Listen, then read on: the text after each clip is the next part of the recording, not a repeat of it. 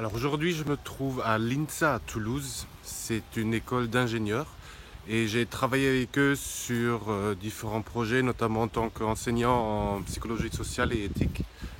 Et dernièrement aussi sur un projet de permaculture parce qu'il y a une association qui s'appelle Green INSA qui a un projet de permaculture. Donc je me trouve ici devant le nouveau jardin qu'ils ont.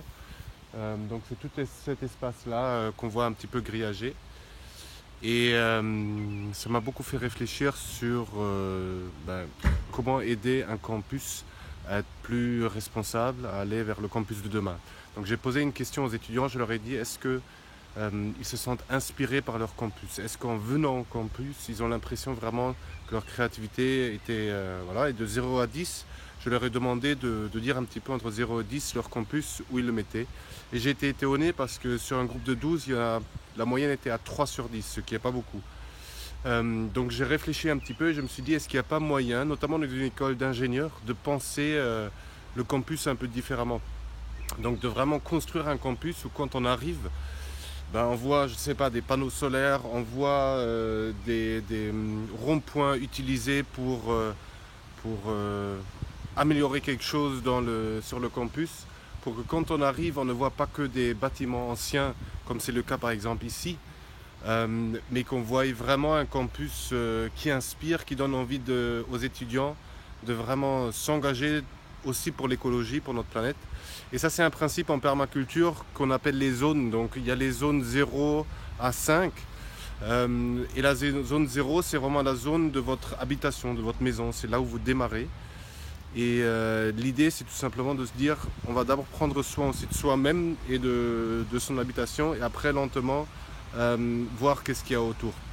Donc ce qui est chouette ici dans le jardin, c'est qu'il longe le canal. On est à Toulouse, donc il longe le canal. Et c'est vrai que c'est un endroit extraordinaire parce qu'il peut donner de la visibilité à ce genre de projet. Et quand j'ai travaillé avec les étudiants ici, je leur ai dit qu'est-ce que vous voulez faire? Ils ont démarré à faire un petit peu de jardinage, voilà les techniques basiques et c'est génial. Mais surtout, on peut se poser la question à quoi sert ce genre de projet sur un campus? Est-ce que c'est juste parce qu'on a envie de planter quelques tomates? Est-ce qu'on a envie vraiment d'avoir un impact plus large? Et ce que je leur ai proposé, c'est de réfléchir à qu'est-ce que les étudiants ont envie, voilà, de quoi ils ont envie. Et notamment une des choses qu'ils ont envie, c'est de se relaxer, de faire la fête, de profiter du bon temps. Et du coup, pourquoi pas intégrer ça dans la planification du projet. Donc par exemple, on a des arbres là qui sont magnifiques. On pourrait très bien imaginer que sur ces arbres, on met des hamacs, juste pour que les étudiants puissent un petit peu profiter de la nature pendant qu'ils font leurs études. Ça peut aussi être installer un bar. On voit un petit peu là, il y a des choses, c'est déjà pratiquement fait. Et le groupe d'étudiants qui est venu, ils ont eu l'idée eux-mêmes parce qu'ils ont dit on pourrait peut-être monter un projet qu'on intègre dans notre cursus sur comment installer un frigo, mais un frigo soit qui n'utilise pas d'énergie, soit avec de l'énergie solaire. Donc voilà, moi je crois qu'il y a vraiment plein de projets, au lieu de uniquement les mener avec des entreprises à l'extérieur, de réfléchir à comment est-ce qu'on peut intégrer toutes les connaissances, toutes les ressources qui sont amenées dans cet écosystème, parce que finalement on est dans un écosystème, la ressource qui est amenée beaucoup, c'est les étudiants, c'est la matière grise. Comment faire que cet écosystème-là, on l'améliore, il devienne de plus en plus vivant. Donc ça peut partir des bâtiments, je veux dire, en plus, ici à l'INSA, ils étudient tout ça, de comment gérer l'énergie, l'eau, le traitement des eaux. Tout ça, ça pourrait faire partie du traitement de ce projet-là. Il y a énormément d'espaces verts. Voilà, je vais filmer un petit peu, mais il y a des espaces verts un petit peu partout. On peut imaginer plein de trucs et c'est pas juste planter des tomates. Ça peut aussi tout simplement être aménager les espaces pour que ce soit des espaces créatifs qui donnent envie aux étudiants de trouver des solutions aux problèmes qu'on a actuellement. Et moi je crois que si les campus s'autorisaient à aller un petit peu vers ça, on pourrait vraiment avoir un impact positif qui n'est pas uniquement produire des ingénieurs pour les grandes entreprises, voilà, mais c'est aussi vraiment les faire réfléchir sur à quoi ressemble notre monde de demain et après avec cette logique-là partir dans les entreprises. Il y a une entreprise qui, voilà, c'est un petit peu le grand frère d'Ecosia, mais bon, Google, ils ont été dans cette dynamique-là au départ. C'est de dire comment est-ce qu'on peut créer un environnement de travail qui donne aux personnes envie d'être dans la créativité, de trouver des idées. Chez Ecosia, on essaye pareil, c'est pour ça qu'on a beaucoup de plantes, on a des graines dans notre bureau, tout simplement pour être un minimum en contact, même si on est à Berlin, avec la nature. Et un petit peu d'avoir un environnement où on a envie d'être, voilà, de vivre les valeurs lesquelles on prône. Et je crois que ce serait très très intéressant pour des campus d'appliquer ça. Donc j'espère beaucoup que l'INSA acceptera de mener ce projet avec nous. L'idée c'est vraiment de prendre tous les étudiants sur le campus qui ont envie de rendre la vie sur le campus plus agréable pour monter un projet collectif sur à quoi ressemble le campus de demain, comment prendre soin des gens qui sont ici. En tant que psychologue, j'ai un peu travaillé avec ça aussi. Il y a même des dépressions, il y a des gens qui souffrent beaucoup de dépendance, que ce soit à l'alcool ou à d'autres choses chez les étudiants. Pour moi, c'est un vrai problème et que quand on prend soin de soi, voilà, ça en fait partie. Bien entendu, il y a tout ce qui est la gestion des déchets, de l'énergie, tout ça. Mais avec tant de jeunes qui ont une créativité incroyable et avec les ressources qu'on a, Internet et tout ça, je crois qu'il y a des choses magnifiques à faire et un vrai exemple à donner. Donc j'espère beaucoup qu'ils accepteront, même si c'est une sacrée prise de risque. Je sais qu'aujourd'hui, pourquoi le jardin il est ici dans le coin, parce que le jardinage c'est pas forcément très bien vu, on ne veut pas le mettre en avant.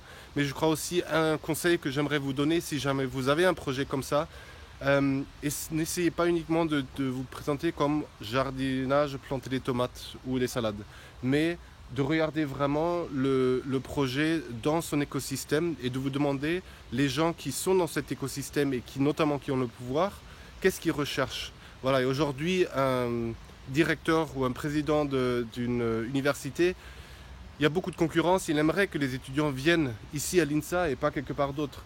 Et je crois que de transformer le campus pour le rendre encore plus inspirant, créatif et tout ce qu'on veut, permettrait justement de faire parler de soi, de rendre la vie plus agréable et surtout de donner aux étudiants envie de venir ici. Et aujourd'hui, moi personnellement, quand je vois les bâtiments là, je dis pas, il y a des infrastructures géniales ici, il y a du sport, il y a beaucoup de choses, mais je crois qu'il y a beaucoup de choses à faire qui sont beaucoup plus en lien avec le métier qui est enseigné ici, qui est l'ingénierie. Donc voilà, ça c'est un projet que j'aimerais beaucoup mener. On va voir si ça se fera ou pas. Mais en tout cas, dans différents campus, il y a des choses à faire. J'ai travaillé avec HEC Liège et c'est vrai que là aussi, il y a une vraie énergie là-dedans. Donc ce serait peut-être orienté plus un peu sur le business, sur comment monter une entreprise ou manager des équipes en appliquant les principes de la permaculture. C'est en gros passer d'un mode de performance où on est uniquement focalisé sur des chiffres et sur des objectifs vers un mode d'abondance. Donc l'abondance, c'est tout simplement, il y a beaucoup de diversité et on essaye de créer un système, comme je vous l'ai dit, un écosystème qui s'autogère et du coup qui crée davantage que ce qu'on a besoin. Du coup, le surplus, on peut le partager. Et ça, c'est quelque chose qu'on peut appliquer à l'entreprise. Et peut-être qu'un jour, une université dans le business essaiera d'aller vers là. Moi, j'y crois beaucoup. Voilà, je vous dis un grand merci. Je vous montre encore un petit peu le jardin et je vous dis à très bientôt. Ciao. Donc une des choses qu'on fait, notamment en permaculture, c'est qu'on essaye de récupérer plein de choses. Donc ici, ils ont déjà récupéré des palettes, c'est génial.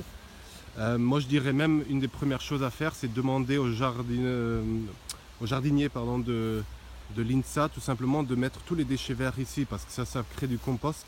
Il faudrait aussi réfléchir, est-ce qu'il n'y a pas des composts à faire avec les étudiants pour qu'on puisse récupérer vraiment tous les déchets et faire que la terre s'améliore parce que comme vous voyez ici, il n'y a pas grand chose, c'est vraiment un pré. Donc je dirais, il y a tout à faire, c'est génial. Voilà, ils ont aménagé déjà quelques espaces pour se détendre et ça je crois que c'est une très très bonne idée. Vraiment de créer quelque chose où les étudiants ont envie de venir, non pas parce que c'est uniquement un jardin, mais parce que c'est agréable, parce qu'il y a une notion de partage. Et c'est comme ça que ça va donner de la visibilité et c'est comme ça que ce genre de projet, d'après moi, va prendre dans une université. Donc ici vous voyez la première œuvre des étudiants, c'est magnifique. Donc c'est des mini-buts, je ne sais pas s'ils ont mis quelque chose dedans. Mais en effet, c'est une très bonne idée de faire des buts ici, comme il n'y a pas grand-chose. L'idée, ce serait vraiment d'enrichir la terre. Et après, la deuxième question, c'est l'eau. Donc une des solutions, c'est bien entendu de récupérer l'eau des toitures, notamment de cet immense bâtiment ici, où on pourrait très bien imaginer de récupérer l'eau, mais peut-être aussi de creuser un puits. Ça se peut, on n'est pas très haut, donc s'il faut, il y a de l'eau pas loin. Voilà, c'est des choses à tester, mais en effet, comme il fait chaud ici en été, c'est quelque chose à prendre en compte. Un dernier point qui peut être très intéressant, c'est vraiment de voir au-delà des limites. Donc ici par exemple, on a un grand chantier on voit déjà là, il y a un grand tas de bois, de restes, et ça c'est génial pour faire des composts, pour faire des buttes. Donc tout simplement d'aller voir ces chantiers, de leur demander est-ce qu'on peut récupérer tout ça. Souvent vous leur faites même voilà, un peu du plaisir parce qu'eux ils doivent payer pour le débarrasser. Je vois aussi qu'il y a des palettes. De temps en temps, il y a même un tractopelle si vous avez besoin de faire des aménagements un peu plus lourds. Peut-être qu'il vous file un coup de main en échange. Donc ça, c'est vraiment quelque chose à prendre en compte pour créer son projet. Et un autre exemple, c'est peut-être de tout simplement demander à l'environnement, aux personnes qui habitent autour, si elles veulent filer un coup de main. Je vais vous montrer juste à côté, il y a des jardins participatifs et c'est merveilleux.